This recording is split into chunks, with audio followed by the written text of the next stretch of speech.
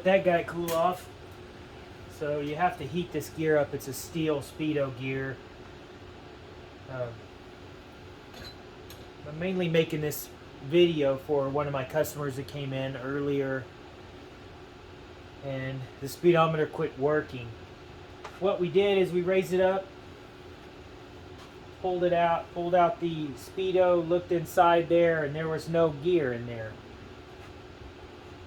What happened, the gear probably, I'm pretty sure it would have been a plastic gear. It's still in there riding around. It's not making any noise. That's one clue. It would have been the older plastic gear style with this clip that holds it in. This is a Muncie 4-speed. I want to start off with what I've been doing is watching, if you Google the Muncie tapes, this guy Paul, I'm going to ruin his name. I don't even want to try it, but just Google it, look it up. It's called the Muncie tapes. There's a series of 4 of them. I think he made them last year. Very, very informative. I've done a couple of these. I think this is my 3rd one to do, and usually what I've done in the past is pull it apart, replace the broken parts, replace the gears if it needed it, and that's been about 15 years ago. Needless to say, I've learned a whole lot since then.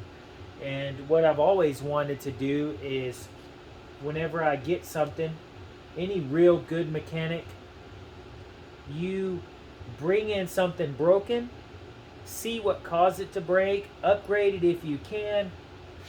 Long story short, after doing some research, I ran across this guy. I bought his book. It's awesome. Very, very detailed. He goes through the whole thing in his videos also, if you want to watch those.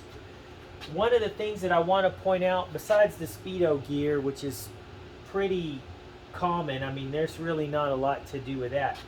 But when it comes, this is all together. I've already cleaned it up, put it back together. So everything is really smooth and tight and right. One of the things he talks about is the synchronizer rings. These are the bronze rings. Here is the old style. This is what came out of it. But what's crazy is this came out of it, but they had the upgrade synchro gear with the old style synchro rings. This is the upgrade ring with this raised boss right here. You see that? Compare it to that. One thing that he talks about in his videos, he talks about this. I'm going to show just one thing that he doesn't point out. Is the reason why they did this is because in General Motors, when they first put these transmissions together, they would break under hard shift conditions. You're ramming in and it would fracture right here. So he explains it, and then what they did is they filled in this, they raised this meat up, and then they made the synchronizer gear smaller, narrower actually, like this. So I already put it together. I would hold it up and show, but the thing that I wanted to show is, after watching the videos, it talked about this and other things and the detail. I took it apart. What did I find? Broken ring. Look at that. So what you'll see here is right there. So it broke right there. This was in between second gear, first and second shift, which had always been kind of hard in this car. This goes to a 64 Corvette, Daytona blue, white interior, all numbers, everything. It's a family car. I love it to death. So it's been in the family for a long, long time, and I want to get it back to its glory days. One thing I want to stress, and you'll see it in a really good shot, is make sure everything is squeaky clean when you put it together. Let's say you have one of these, you ran across this video for whatever reason, and you're going to do it yourself, however you got to this video. But one thing I want to say is that if you got this transmission out of the car onto your workbench, well, then you can keep going and finish the whole thing. You'll need a press. I did use one of my presses to separate it, to take it all apart. But what's crazy is after I got it all apart and then squeaky clean, I'm talking about like crazy clean. These are the gears I took out of it. These are the old gears. I mean, it's so slick and smooth, the action of putting it together. I didn't have to press it together. It's a pretty snug slip fit. Slip fit is just what that sounds like, where you have this sliding action. So we put it, the collective I did it. Got it all together and clean. All this action is really smooth. So next is the needle bearings in that shaft, and you can see all of that in his videos. I didn't want to spend a long time on this.